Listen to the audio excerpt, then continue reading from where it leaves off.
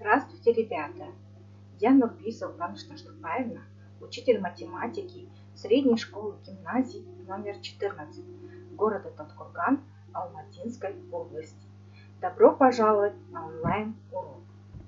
Тема нашего сегодняшнего урока – углы. Цели обучения, достигаемые на этом уроке, следующие. Усвоить понятие угла и его градусной меры, обозначать и сравнивать углы, различать виды углов. Исходя из цели обучения, нам нужно сформулировать цель урока. Для этого нам нужно ответить на следующие вопросы. Что сегодня мы должны узнать? Чему мы должны сегодня научиться? Итак, сегодня мы с вами усвоим понятие угла и его градусные меры. Научимся обозначать, распознавать и сравнивать углы. Научимся различать виды углов по чертежу. Прежде чем приступим к новой теме, давайте мы с вами повторим предыдущие наши знания, которые пригодятся нам для изучения нашей темы. Для этого вам нужно ответить на следующий вопрос. О чем-нибудь говорит вам название нашей темы? Попробуйте сами дать определение, что же такое угол. Угол – это, как мы уже знаем, геометрическая фигура. А какие еще геометрические фигуры вы знакомы? Мы с вами знакомы со следующими геометрическими фигурами: отрезок, точка, прямая, полупрямая и луч. Итак, французский писатель 19 столетия Анатоль Франц однажды заметил, что учиться можно только весело. Чтобы переваривать эти знания, нужно поглощать их с аппетитом. Давайте, ребята, сегодня на уроке будем следовать этому совету.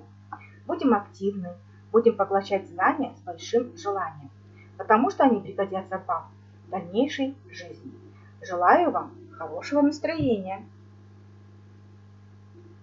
Давайте сформулируем определение угла, исходя из знаний, которые мы повторили. Что же такое угол? Угол – это фигура, образованная точкой, которую мы с вами будем называть вершиной угла, и двумя различными лучами, исходящими из этой точки, которую мы с вами будем называть сторонами угла БА и БС. Для обозначения угла имеется общепринятый символ. Общепринятый символ для угла был предложен в 1634 году французским математиком Пьером Эригоном. В математических выражениях углы часто обозначают строчными греческими буквами альфа, бета, гамма. Либо можно обозначать одной буквой, которые обозначают его вершину. Но из одной точки могут быть построены несколько углов. Тогда для их разграничения можно обозначать углы указанием их сторон, либо указанием трех точек вершины и двух точек на сторонах угла. При записи угла в середину пишется буква, которая обозначает вершину угла. Углы измеряются в градусах. Единица измерения угла – градусы. В одном градусе 60 минут. В зависимости от градусной меры угла можно классифицировать по видам: прямые, острые, тупые и развернутые. Давайте мы с вами остановимся подробно на видах углов. Угол, градусная мера которого равна 90 градусов, называется прямым углом. Развернутый угол – это угол, градусная мера которой равна 180 градусов. Угол, градусная мера которой которая меньше 90 градусов, называется острым углом. Угол, градусная мера которой больше 90 градусов, но меньше 180 градусов, называется тупым углом. Итак, Задание следующее. Давайте мы проверим, как мы освоили предыдущие знания. Для какого из углов верно обозначение угла ПМК?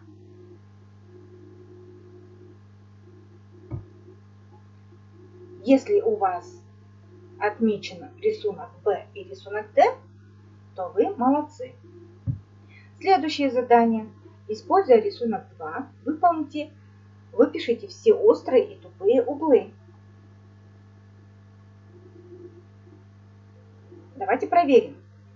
Острые углы. Угол АБС, угол РТЕ, угол НСР. А тупые углы – это угол КМП, QFM. Если вы также отметили, то вы молодцы. Итак, следующее задание. Внимательно посмотрите на рисунок и ответьте на следующий вопрос. Если среди углов равные, как можно их сравнить? Ребята, подумайте.